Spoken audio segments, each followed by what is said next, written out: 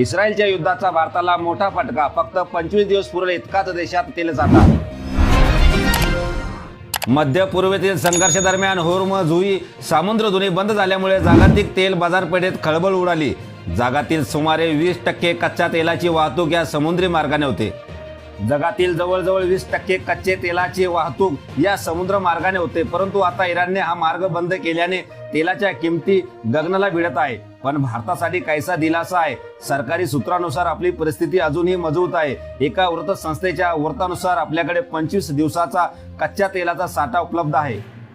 Israel, America आणि Iran यांच्यात सुरू असलेल्या भीषण संघर्षाच्या पार्श्वभूमीवर मध्य पूर्वेत तणाव शिगेला पोहोचला आहे. युद्धाचा आज 7वा दिवस सुरू असताना इराणने घेतलेल्या एका मोठ्या निर्णयामुळे भारतासह अनेक देशांमध्ये चिंतेचे वातावरण निर्माण झाले आहेत. या घोषणेमुळे जागतिक इंधन पुरवठ्यावर परिणाम होण्याची शक्यता व्यक्त होत आहे.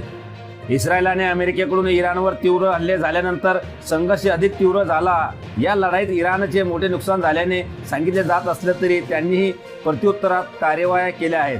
काही दिवसापूर्वी इराणने होर्मुझ समुद्री धुनी बंद करण्याचा इशारा दिला होता. आता त्या इशाऱ्यानंतर प्रत्यक्षात मोठी घोषणा करत इराणने या महत्त्वाच्या जलमार्गावरील वाहतुकीवर निर्बंध लावले आहेत.